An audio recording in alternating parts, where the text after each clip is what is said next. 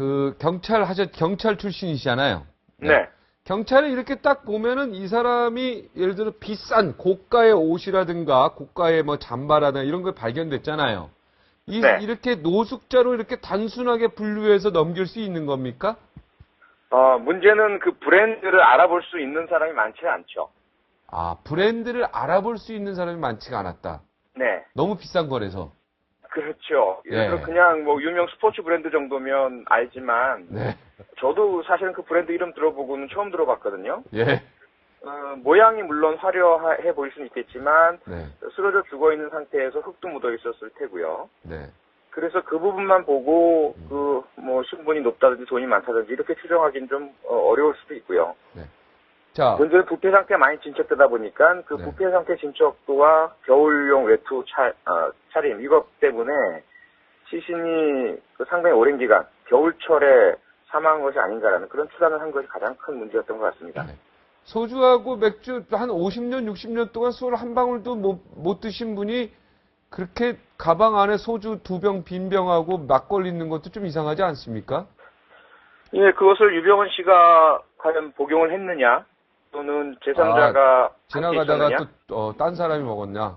예, 그랬을 수도 있고요. 또 하나는 병은 술병이지만 안에 담겨 있었던 것은 술이 아니었을 가능성은 없느냐, 한번 검사해봐야 되겠고요.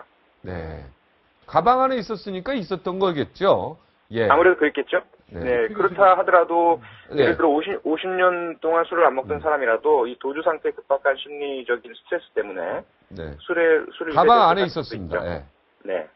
근데 자, 교수님 이런 질문이 가능하지 않아요? 네. 그럼 첫눈에 딱 보고서는 이게 무슨 표지는 알아볼 수 없을지라도 네. 누가 잠깐 표 교수님 네. 전화 끊지 마세요. 네. 네. 잠깐만 우리 김민웅 교수님이 질문 하나 하겠답니다. 네. 자, 오디오 올려주세요. 예. 아까 표 교수님이 얘기하시기를 그 명품 알아볼 수 있는 사람 별로 없다고 얘기를 하셨는데 네. 사람이 죽으면 맨 처음에 이거 누가 죽었지? 신원 파악하는 게 1차적인 거 아니겠어요? 그렇습니다. 신원 파악을 하려면 이미 네. 시신이 부패되어 있을 때는 소장품을 가지고나 옷을 가지고 추측할 수밖에 없을 거예요. 네, 그럼 이 사람 그렇습니다. 누구지? 하면서 첫눈에 알아볼 수 없겠지만 그러나 네. 그 물건을 조사해서 확인하는 과정이 있을 거 아니에요. 그렇죠? 네, 그러면 그 그렇습니다. 조사하는 과정은 아주 쉽거든요, 요새는. 그래서 이 상품의 이름만 봐도 금방 알 수 있기 때문에 이 네. 사람을 그냥 무연고 노숙자로 처리하기는 좀 쉽지 않겠다라는 판단은 저는 충분히 가능할 거라고 보거든요. 네, 지금 결과론적으로 보면 당연히 그렇죠. 그렇죠. 발견 당시에 예. 어떠한 판단을 했느냐가 중요한데요. 네. 옷도 중요하지만 가장 먼저 시도하는 것은 지문이고요. 네. 지문 채취가 가능하다면 신원 확인이 바로 될 테니까요. 근데 이제 지문 확인이 잘 안 됐다고 얘기했으니까. 네, 안 그 지문도 됐고요. 1차, 2차 그다음- 실패를 했고. 네, 또 그것도 그다음에 이제 오른손도 아니고 왼손이었고. 소지품 내에 있는 신분증 등을 찾는 게 먼저죠. 옷의 그렇죠. 네. 브랜드나 이것보다도요. 네네. 그러니까 그것도 확인이 안 됐으니까. 아까 그렇죠. 말씀하신 네. 것처럼 현장에서 최대한 가능한 조건과 증거물만 가지고 일단 할 수밖에 없는 거 아니겠습니까? 네, 그렇다면 그렇죠. 확인할 수 있는 거는 그 정도를 가지고는 이 사람은 어느 정도 어떤 사람이지? 그리고 여기에 쓰러져 있지? 이건 충분히 가능한 추측인데 그 정도의 추측이라고 하는 것은 전문 경찰이 아니더라도 충분히 이루어질 수 있는 기초적인 논법이란 말이죠. 네. 예, 다만 이제 정도면 다 되죠. 변사 사건, 변시체에 대한 그 조사 과정이 사실은 추측은 아니거든요. 그래서 증거 물품이 먼저 중요하다 보니까 뼈에서 시료 채취해서 DNA 검사 의뢰를 했던 것 같고요. 앞서 모든 다른 절차에서 발견이 안 됐기 때문에. 네. 또 하나 그럼요. 네, 이 질문을 꼭 드리고 싶은데 이제 우리가 이제 정황 증거가 확실히 없기 때문에 말 수가 없습니다만은 저것이 정말 사망 현장인지 아니면 네. 유기 현장인지 이런 것도 판단할 수 있습니까? 현장을 보고서? 네, 당연하죠. 가장 네. 중요한 초동 수사의 대목이죠. 네. 현재로서는 어떻게 판단할 수 있죠? 초기에 발견 상태 자체를 전달해주지 않았기 때문에 네. 발견자의 소견을 받아들일 수밖에 없는데요. 지금 발견자의 묘사에 의하면 일단 누워있는 상태가 옮겨져 있기보다는 그대로 그 자리에 사망한 것이 더 가능성이 높아 보이고요. 그리고 소장품이라든지 의복 그리고 물건들이 놓여지는 상태들이 좀 자연스러워 보입니다. 일단은.